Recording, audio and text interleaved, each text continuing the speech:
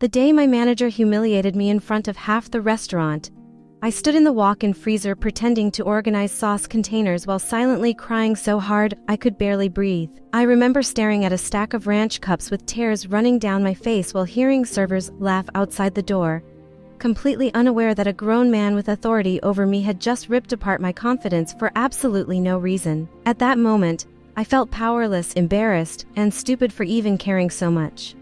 What I did not realize back then was that nearly 2 years later, I would watch that same manager carry a cardboard box full of his belongings across the parking lot after getting fired because of evidence I had quietly collected against him for over 18 months. I was 18 when I got hired at a massive corporate restaurant chain right after high school. It was one of those places where the menu had 100 items, the kitchen was constantly screaming, and every Friday night felt like a war zone. Employees quit almost weekly. New hires would come in wearing fresh uniforms and hopeful smiles, then disappear 2 weeks later after realizing the job was absolute chaos.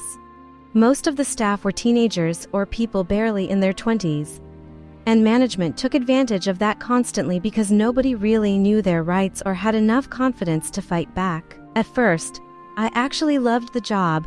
I loved making money, joking around with coworkers, and feeling independent for the first time in my life. I liked the adrenaline rush during busy shifts and the weird friendships that only happen in restaurants. There is something about surviving a horrible dinner rush together that bonds people fast. The servers, hosts, bussers, cooks, and bartenders all became like one giant dysfunctional family. Some nights we would sit in the parking lot after closing for an hour just talking because nobody wanted to go home yet. Then there was my manager, who I will call Brandon. Brandon was one of 4 managers in the building, and from the beginning, everybody knew he had favorites. If he liked you, your life was easy. You got good sections, extra breaks, approved days off, and flexible scheduling. If he did not like you, suddenly every tiny thing became a problem. He would deny shift swaps, refuse requests, criticize random mistakes, and make people feel miserable just because he could. The worst part was that he acted differently depending on who he was talking to. Around upper management, he pretended to be professional and supportive. Around younger employees, he became arrogant and controlling because he knew most of us were too nervous to challenge him. At first, I tried to stay on his good side. I showed up early, picked up shifts, stayed late when people called out, and did everything management always claims they appreciate. But after about 2 months, I started noticing Brandon had randomly decided he did not like me. I honestly still do not know why. Maybe it was because I spoke confidently. Maybe it was because I did not flirt with him like some of the other girls did. Maybe he just enjoyed targeting people he thought would not fight back.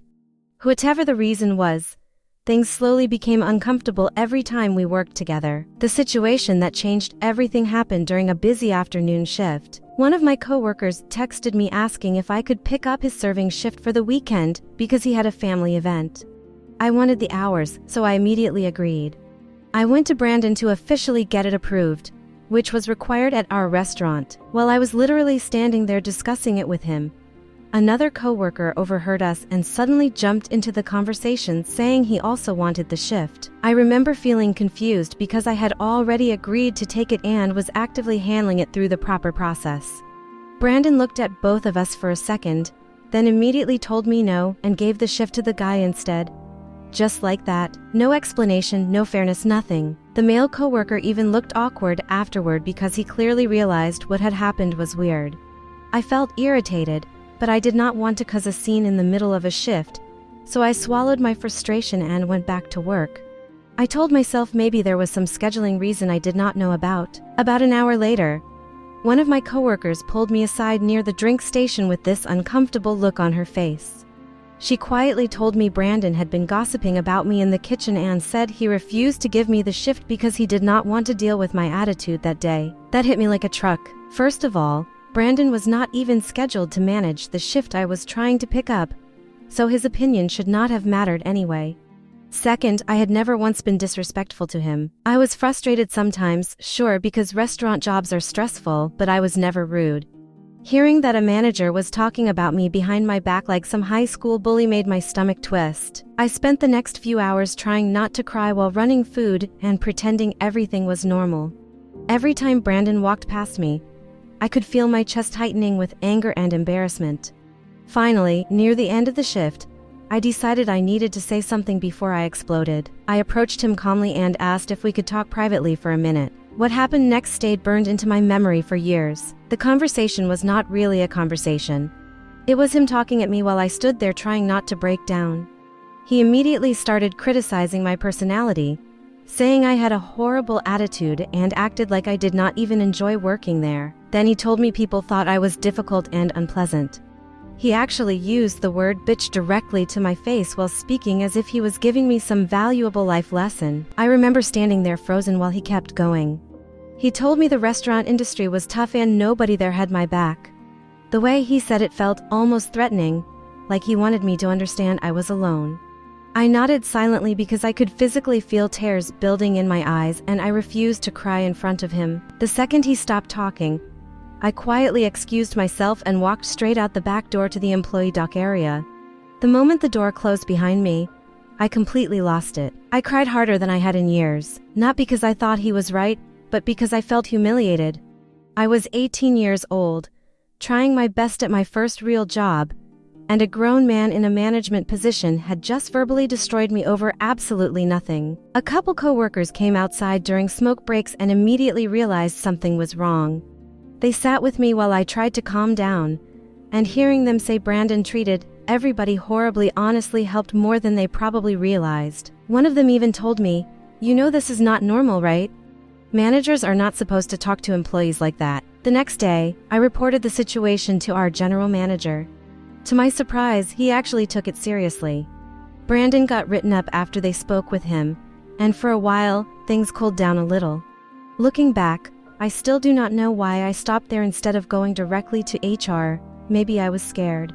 Maybe I doubted myself. Maybe part of me worried people would think I was overreacting. But honestly, I am glad I stayed quiet for a little longer because Brandon eventually handed me the rope he used to hang himself. After that incident, something inside me changed. I stopped viewing Brandon as just an annoying manager and started paying attention to the pattern of his behavior. Once I noticed it clearly, I realized the problem was much bigger than my personal experience. He constantly made sexist comments. He openly favored male employees while dismissing female workers. He spread personal gossip about staff members like a teenager desperate for attention.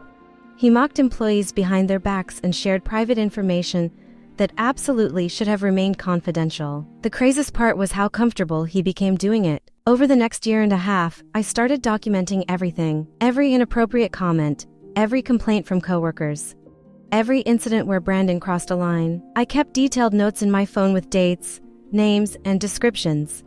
I never told anybody I was doing it because I did not want rumors getting back to him. I simply listened, observed, and documented quietly while he continued acting untouchable. The list became enormous. One of the most disgusting incidents involved a female coworker who had privately sent a picture to someone she trusted. Somehow Brandon got access to the image and showed it to another employee without her permission while laughing about it.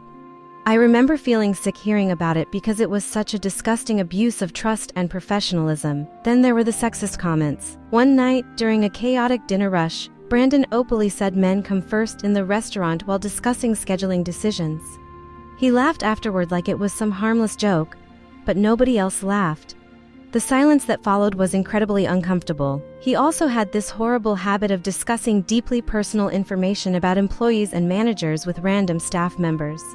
One day, he started talking about another manager in graphic detail, mocking private aspects of his personal life to employees who had absolutely no business hearing any of it. I remember standing there thinking this man genuinely has no understanding of boundaries whatsoever. The more time passed, the angrier I became, not just for myself but for everybody else too. I watched teenage girls cry in the bathroom because Brandon made them feel small. I watched employees get denied fair treatment based purely on favoritism. I watched people quit because they could not handle the toxic environment anymore. Every time something happened, I quietly added another note to my growing collection. Then came the moment that finally pushed me over the edge completely. It happened during one of the worst shifts imaginable. We were understaffed, the kitchen was backed up, customers were furious, and everybody was overwhelmed. I had a table that became increasingly hostile because their food was taking forever. I tried everything to calm them down. but the situation kept escalating until one customer started practically yelling at me in the middle of the dining room. I went to Brandon for help because that is literally what managers are supposed to do. He looked at me with complete indifference and said, "I do not know what to tell you." That was it. No support, no assistance, no stepping in. He simply left me alone to handle an aggressive table while he walked away. Something in my brain snapped right there. I remember finishing the shift in complete silence while this strange calm settled over me. I was no longer emotional, I was no longer hurt, I was done. When I got home that night, I opened my notes app and reread everything I had collected over the past year and a half. The list was horrifying. Seeing all the incidents together made it impossible to ignore how inappropriate his behavior truly was. That was the night I decided Brandon was going to lose his job. I called the plan Operation Takedown because honestly, I needed something to laugh about while preparing corporate warfare from my bedroom. The next few days, I became absolutely obsessive. I created a burner email account under a fake name. Then I spent hours organizing every documented incident in chronological order. I made sure everything was detailed, specific, and impossible to dismiss easily. I included dates, witness names, exact quotes, and descriptions of situations involving discrimination, harassment, gossip, and unprofessional conduct. I wrote the email carefully because I knew one emotional rant would not accomplish anything. I needed it to sound factual, organized, and credible. So that is exactly what I did. I explained how Brandon consistently targeted employees, especially younger female staff members. I documented the sexist comments. I described him sharing private photos without consent. I detailed how he spread inappropriate personal gossip about management and employees openly in the workplace. The email ended up being massive. When I finally hit send to corporate HR, my hands were shaking. Then came the hardest part, waiting. For the first few days, nothing happened. Brandon continued working normally, walking around with his usual arrogant attitude while I silently wondered if the email had even been read.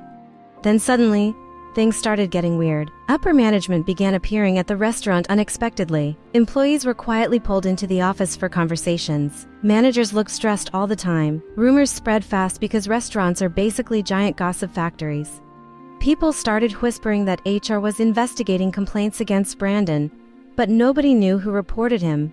I kept my mouth completely shut and acted just as confused as everybody else. Inside, I was losing my mind with anxiety. I remember waking up every morning terrified someone would somehow trace the email back to me. But at the same time, I also felt this strange sense of relief because for the first time, somebody was finally being forced to answer for the toxic environment he created. Exactly 1 week after I sent the email, I arrived at work early for a lunch shift. As I pulled into the parking lot, I saw Brandon walking toward his car carrying a cardboard box. I still remember how surreal the moment felt. He looked angry and defeated at the same time. Another manager followed behind him while he loaded random office items and personal belongings into the trunk of his car. Nobody was speaking. Employees standing outside smoking stared in complete shock.